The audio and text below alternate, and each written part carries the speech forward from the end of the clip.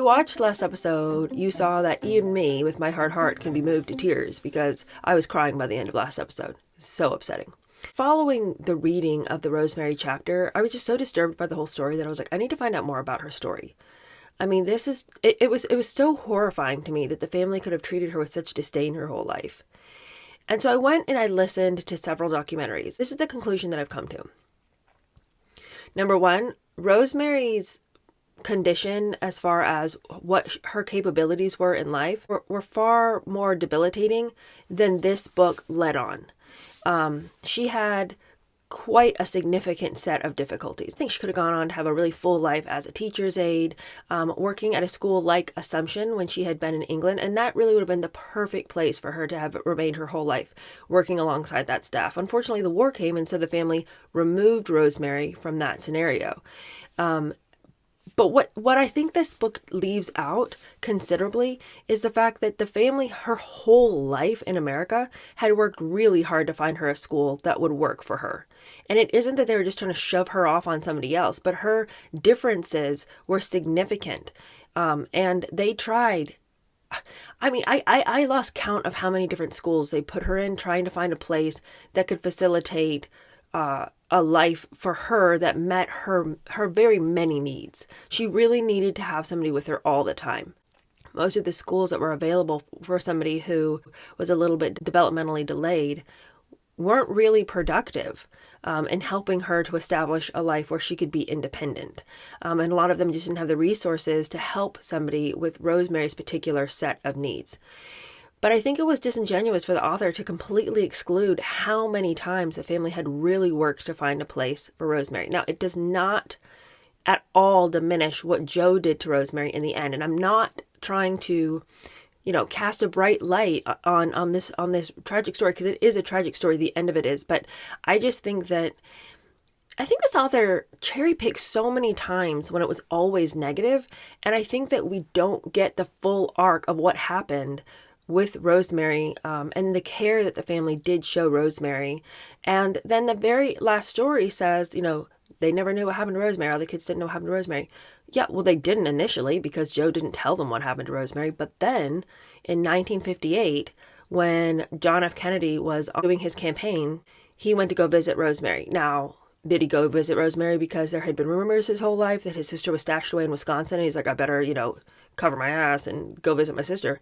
I don't know what his motivation was, but after he went to go see Rosemary, he and the rest of the family and all the siblings really took on a role of trying to, make America a better place for people with disabilities. So it kind of lends you to want to believe, if you want to believe the best in people and give the benefit of the doubt, it makes you think, well, maybe the kids just totally did not know what happened to Rosemary initially. And once they found out, they thought, well, we don't want to be those kind of people. And then set about to try to right the family's wrongs in whatever way they could. I mean, they're not responsible for what Joe did. Nobody in the whole family knew Joe was going to do that. And so, I don't know. I mean, it's like, yeah, this family has some real problems. But a book that only lists all the negative things and then completely glosses over the positive things because that doesn't quite make the point. It's kind of a dangerous book in a lot of ways. And it makes me a little fearful about how much I've put out there that excludes some of the more positive things that would give a better, more nuanced view to the picture. Now, there's no nuance needed for lobotomizing someone. Okay, so let me just be clear about that. But to act like the family had always castigated her, always been annoyed by her, always been disgusted by her, put her out, just, Rosemary. I don't know that that's really a true picture, considering all of the work that went into Rosemary's younger life before they went to England. And then, they didn't exclude her from the debutante scenario, and she was allowed to see the Queen. Again, one could argue and say, well, what are they going to do? Not invite Rosemary? That's going to be a lot more noticeable than if they just get her a little bit of training so she can conduct herself in a way that the family would, be proud of, And I think that both things can be true. They didn't want to exclude Rosemary. They were also nervous how Rosemary would do, because Rosemary did struggle with a lot of things. I mean, she had to have special shoes because she had difficulty walking. I mean, there's just a lot of things that Rosemary was challenged by.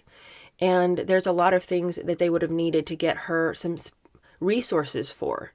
And a family looking for resources is not a family looking to throw their, challenged daughter onto somebody else's backs. But you don't know how to help your challenged daughter, you need to go, find resources. So I just think that we need to be, this book painted a picture as though the Kennedys couldn't work fast enough to get rid of Rosemary. I just think Rosemary had enough challenges that they consistently were looking for help. Rose, I think, is problematic the way she acted with that whole camp scenario. Rose did put Rosemary in a camp, did fail to inform the staff what it would be like to have Rosemary there. She lied to Rosemary and told Rosemary, you're going to be a counselor at the camp. You're going to be helping some of the kids. But she wasn't. She was enrolled as a camper. So, of course, that's really confusing for Rosemary to go. And everyone's kind of bossing around and treating her like she's one of the kids because they think she knows she's come as a camper and she thinks she's coming to be a counselor. I mean, the whole thing was jacked up and messed up. There are all kinds of things that happened at that camp. The way Rose chose to handle it, like, I'm going to hide out at the spa and make this somebody else's problem. Again, we can make no excuse for that. I think Rose was just very tired. Again, I'm not excusing why she did it. I'm just saying that if you exclude all of the things that the family had done for Rosemary, and then at the very end be like, can you believe her mom did this, but you didn't tell us all the things the mom had done right? I don't think that's a fair picture. Rose should have come and gotten Rosemary, and Rose should not have hidden from the camp what the situation was, and Rose should not have lied to Rosemary about what her position at the camp would be when she went. The whole thing's a hot mess. But let's talk about the hot mess, but then let's also talk about they worked really hard to help Rosemary her whole life.